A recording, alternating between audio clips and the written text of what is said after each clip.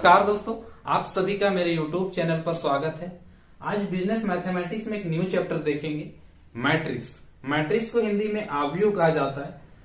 आज मैट्रिक्स में हम लोग तीन चीज देखेंगे। सबसे पहला, मैट्रिक्स का डेफिनेशन क्या होता है, मैट्रिक्स कितने प्रकार के होते हैं और मैट्रिक्स का योग कैसे निकाला जाता है। तो सबसे पहले हम लोग मैट्रिक्स का डेफिनेशन समझते हैं। दो खड़ी मुड़ी हुई रेखाओं के अंदर वास्तविक एवं सम्मिश्र संख्याओं का पंक्ति एवं स्तंभ के रूप में आयताकार सजावट को मैट्रिक्स कहते हैं। मैट्रिक्स को अंग्रेजी के बड़े अक्षर से सूचित किया जाता है। हम क्या क्या बतलाएं, दो खड़ी मुड़ी हुई रेखाओं के अंदर वास्तविक एवं सम्मिश्र संख्याओं का, रियल और कॉम्प्लेक्स नंबर का रेक्टेंगुलर फॉर्म में अरेंजमेंट जो होगा, उस अरेंजमेंट को हम लोग क्या बोलेंगे, मैट्रिक्स बोलेंगे। ठीक है, जैसे एक एग्जांपल लेते हैं। मैट्रिक्स को किसी भी अंग्रेजी के बड़े अक्षर से डिनोट किया जाता है। जैसे हम ए मैट्रिक्स ले लेते हैं, 2 3 5 6 7 8 5 2 1। अब इसमें समझना है, ये ए मैट्रिक्स है। इसमें जितना भी संख्या अंदर में है, इस संख्या को हम लोग एलिमेंट बोलते हैं। इसको क्या बोलते हैं, जितनी भी संख्या है, इस संख्या को हम लोग एलिमेंट बोलते हैं। इसको हिंदी में अवयव कहा जाता है। अब ये जो आपका क्षैतिज में है ना, हॉरिजॉन्टल में है, इसको हम लोग रो बोलते हैं। तो इसको R1 बोलेंगे, इसको R2 बोलेंगे और इसको R3। मतलब ये फर्स्ट रो है, सेकेंड रो है, ये थर्ड रो है। इसी तरह से इस तरह से देखिए तो ये फर्स्ट कॉलम है, सेकेंड कॉलम है, ये थर्ड कॉलम है। इसको C1 C2 C3 से डिनोट करते हैं। अब पढ़ेंगे किस तरह से, सबसे पहले रो को पढ़ा जाता है, उसके बाद कॉलम को। ए मैट्रिक्स है इसलिए इसको बोलेंगे A11। हम दूसरा जगह लिख के दिखाते हैं। इसको हम क्या बोलेंगे, इसी को लिखते हैं ए मैट्रिक्स बराबर, इसको हम लिखेंगे A11 बोलते हैं, इसको A12 A13 A21 A22 A23 A31 A32 A33। अब पढ़ने के लिए हम आपको बतलाए थे होंगे, पहले भी आपको सारणिक पढ़ाए थे तो बतलाए थे। इसको क्या बोलेंगे A11 और इसको क्या बोलेंगे A12। मतलब first row first column, first row second column, first row third column. और इसको फर्स्ट रो, ये 6 को first row second row first column, second row second column, second row third column. Matrix और डिटर्मिनेंट्स में क्या difference है, determinants जो होता था उसमें जितना रो होता था उतना ही कॉलम होता था, वो आपका स्क्वायरिकल फॉर्म में होता था। लेकिन मैट्रिक्स जरूरी नहीं कि स्क्वायरिकल फॉर्म में हो, स्क्वायरिकल फॉर्म में भी होता है, ये रेक्टेंगुलर फॉर्म में होता है ना। इसमें रो और कॉलम की संख्या बराबर नहीं होती है। मैट्रिक्स का टाइप देखें तो पता चल जाएगा। जैसे हम डिटर्मिनेंट्स बताए तो उसमें जितना रो है उतना ही कॉलम होना चाहिए। अगर 3 रो है तो 3 कॉलम भी होना चाहिए, लेकिन मैट्रिक्स में कोई जरूरी नहीं। जैसे मैट्रिक्स लेते हैं, मैट्रिक्स बी 2 3 5 6 7 8। यहाँ पे देखिए 2 रो है, कितना रो है, ये फर्स्ट रो है और ये सेकेंड रो। और कॉलम कितना है, first column, second column, third column. Column की संख्या 3 है और रो की संख्या 2 है। तो ये भी मैट्रिक्स है। लेकिन डिटर्मिनेंट्स में ऐसे नहीं होता है, वो जितना रो होता है उतना ही कॉलम होता है। इसलिए हम मैट्रिक्स का डेफिनेशन में आपके बताए कि आयताकार सजावट को, है ना, रेक्टेंगुलर एरे जो रहेगा उसी को हम लोग क्या बोलेंगे, मैट्रिक्स बोलेंगे। अब हम लोग मैट्रिक्स का प्रकार देखते हैं, types of matrix. Total matrix 15 type का होता है। एक एक करके हम लोग देखते हैं। सबसे पहला मैट्रिक्स को आयताकार मैट्रिक्स बोलते हैं, रेक्टेंगुलर मैट्रिक्स। रेक्टेंगुलर मैट्रिक्स क्या होता है, यदि किसी मैट्रिक्स के पंक्ति तथा स्तंभों की संख्या समान ना हो तो उसे हम लोग क्या बोलेंगे, आयताकार मैट्रिक्स बोलेंगे, रेक्टेंगुलर मैट्रिक्स। इसमें देख रहे होंगे 2 रो दिया हुआ है और कॉलम कितना है, 4 है। तो इसको हम लोग 3x4 ऑर्डर का मैट्रिक्स बोलेंगे। अब दूसरा टाइप देखते हैं। दूसरा टाइप क्या है, दूसरा टाइप है वर्ग मैट्रिक्स। वर्ग मैट्रिक्स क्या होता है, वह मैट्रिक्स जिसमें पंक्ति और स्तंभों की संख्या बराबर हो।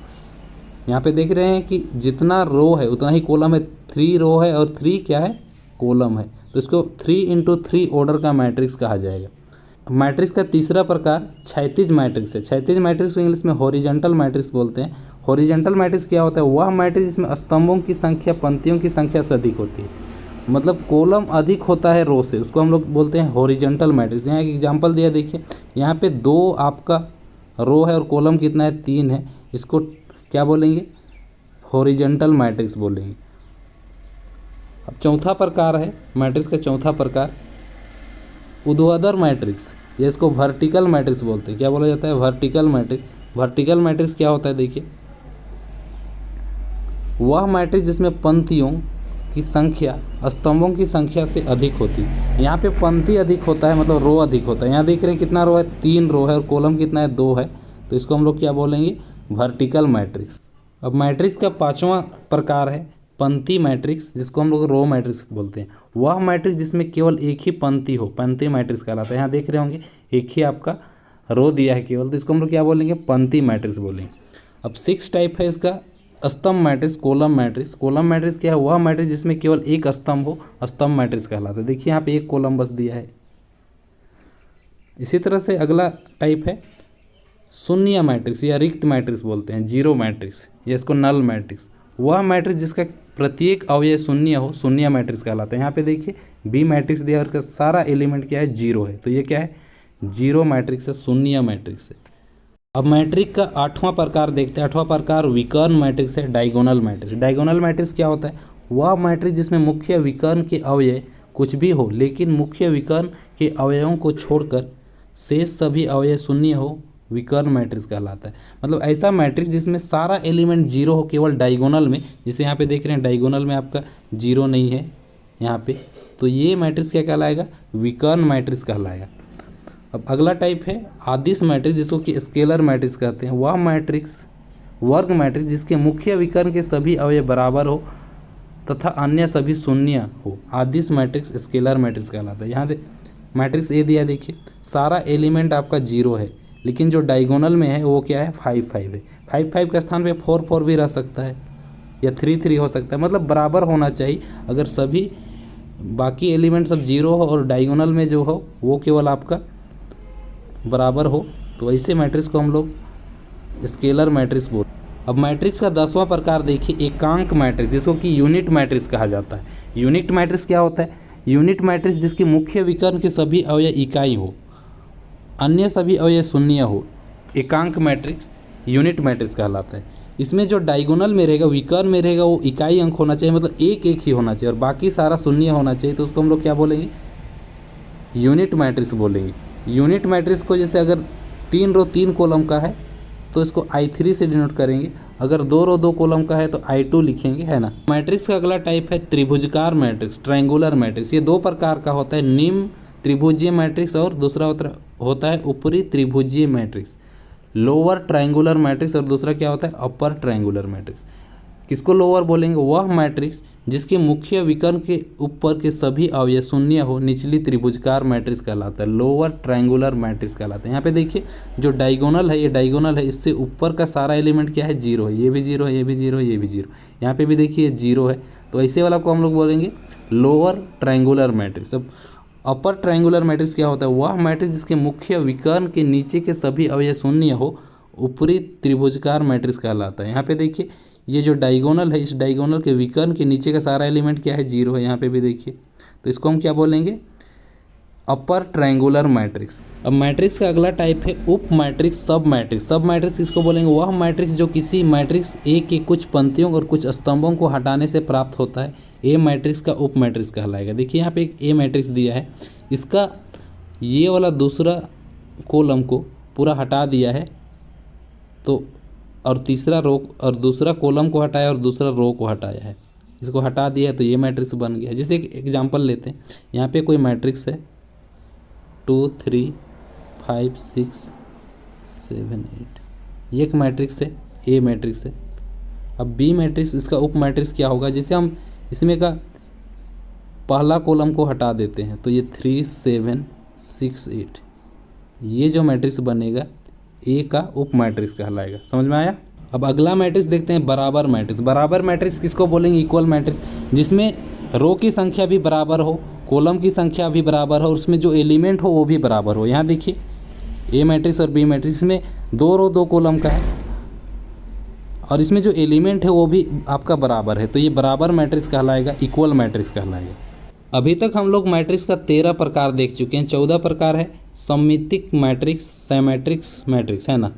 15 प्रकार है विषम सममितिक मैट्रिक्स। ये सब ज़्यादा इंपॉर्टेंट नहीं है, ये सब आपका क्वेश्चन सब में भी देखने को नहीं मिलता है। अब हम लोग मैट्रिक्स का योग निकालना सीखते हैं। कुछ एग्जाम्पल लेते हैं तो आपको आसानी से समझ में आ जाएगा। मैट्रिक्स का योग निकालना बहुत ही आसान होता है। जैसे दो मैट्रिक्स ले लेते हैं, हमको A प्लस B मैट्रिक्स निकालना है, ये निकालना है। और मैट्रिक्स A दिया हुआ है आपका 2 3 5 6 और मैट्रिक्स B दिया हुआ है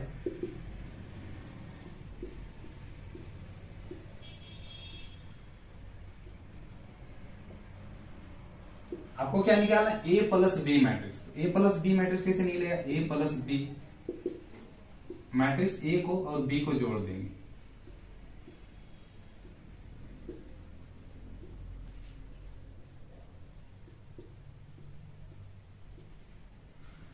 देखिए मैट्रिक्स ए है और ये बी है, इसको जोड़ना है। तो किस तरह से जोड़ा जाएगा? मैट्रिक्स ए का एलिमेंट मैट्रिक्स बी के संगत एलिमेंट से जुड़ेगा। मतलब ये इससे जुड़ेगा, ये इससे जोड़ेंगे, इसको इससे जोड़ेंगे, इसको इससे जोड़ेंगे। तो इसको जोड़ेंगे तो क्या आ जाएगा? 2 और 6 कितना होता है? 8। 3 और 7 कितना होता है? 10। 5 और 8 कितना होता है? 13। 6 और 9 15। तो ए प्लस बी मैट्रिक्स क्या आ गया? ये आपका ए प्लस बी मैट्रिक्स आ गया। इस तरह से मैट्रिक्स का जोड़ करना बहुत ही आसान है। इसे और एक एग्जांपल लेते हैं तो आपको ज्यादा क्लियर होगा। दूसरा एग्जांपल ले लिया। देखिए दूसरा एग्जांपल क्या है? मैट्रिक्स ए दिया और मैट्रिक्स बी दिया, आपको ए प्लस बी निकालना है। ठीक है, ए प्लस बी निकालना है तो कैसे सम करेंगे? सबसे पहले मैट्रिक्स ए को यहाँ पे लिखेंगे। मैट्रिक्स ए क्या है? 5 4 6 9 8 7। आपको प्लस करना है मैट्रिक्स बी से, है ना। तो मैट्रिक्स बी में क्या? 6 4 -7। अब इसको सम करना है, तो सम करने से ध्यान देना, ये 5 इससे जुड़ेगा, है ना। मैट्रिक्स ए का एलिमेंट मैट्रिक्स बी के संगत एलिमेंट से ऐड होगा। ठीक है, उसका संगत अवयव से जोड़ा जाएगा। तो 5 का संगत क्या है? 6 है। 5 और 6 कितना हो जाता है? 11। 4 और 4 कितना हो जाता है? 8।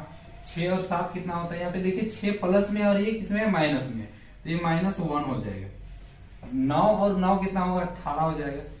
8 और 3 8 प्लस में और ये माइनस में है, तो कितना हो जाएगा? 8 में 3 घट जाएगा और ये पे आ जाएगा 5 और 7 में 2 9। तो ए प्लस बी मैट्रिक्स क्या आ गया? आंसर आ गया। ठीक है, इस तरह से आपको बनाना है। तो मैट्रिक्स का जोड़ समझ में आ गया। इसी तरह से मैट्रिक्स का घटाव भी इसी तरह से होता है। अगर इसी में हम बोल देंगे आपको कि a माइनस बी निकालें, a माइनस बी निकालें, तो भी आप इसी तरह से निकालेंगे। कैसे निकालेंगे? 5 4 6 9 8 7 माइनस है। अभी आपको माइनस निकालना है, a माइनस बी। तो मैट्रिक्स ए हो गया, मैट्रिक्स बी को यहां लिख देना है 6 4 -7 9 -3 2। अब a माइनस बी निकालना है आपको। क्या निकालना है? a minus B. तो 5 में 6 माइनस करेंगे तो क्या आ जाएगा? -1 आ जाएगा। 4 में -4 करेंगे तो 0 आ जाएगा। 6 में -7 करेंगे तो देखिए माइनस और माइनस क्या हो जाएगा? ये प्लस हो जाएगा। ये पहले से यहाँ माइनस करना और पहले से माइनस है, तो माइनस माइनस क्या हो जाएगा? प्लस। और ये 6 कितना हो जाएगा? 13। 9 में 9 माइनस करेंगे तो 0 हो जाएगा। 8 में 3 माइनस करेंगे, ये भी आपका माइनस है और ये भी माइनस है, तो माइनस माइनस गुना होकर प्लस हो जाएगा। और 8 3 कितना हो जाएगा? 11 हो जाएगा। 7 में 2 माइनस करेंगे तो कितना आ जाएगा? 5 आ जाएगा। तो यहाँ पे a माइनस बी का मान इतना आ गया। आज हम लोग 3 चीज देखे। एक तो मैट्रिक्स क्या होता है, मैट्रिक्स का क्या डेफिनेशन होता है। दूसरा हम लोग देखे कि मैट्रिक्स का टाइप क्या होता है। हम इसका पीडीएफ दे देंगे, पूरा नहीं बतलाए, उसमें आप पढ़ लीजिएगा। तीसरा क्या है? मैट्रिक्स का सम कैसे किया जाता है, इसका कैसे जोड़ निकाला जाता है। तो ये जोड़ तो बहुत आसान है। आज के लिए इतना ही। हम अगले वीडियो में और भी क्वेश्चन सोल्व करेंगे। अगर वीडियो अच्छा लगा है तो वीडियो को लाइक कर दीजिए, सब्सक्राइब कर दीजिए और अपने दोस्तों के साथ भी शेयर कर दीजिए।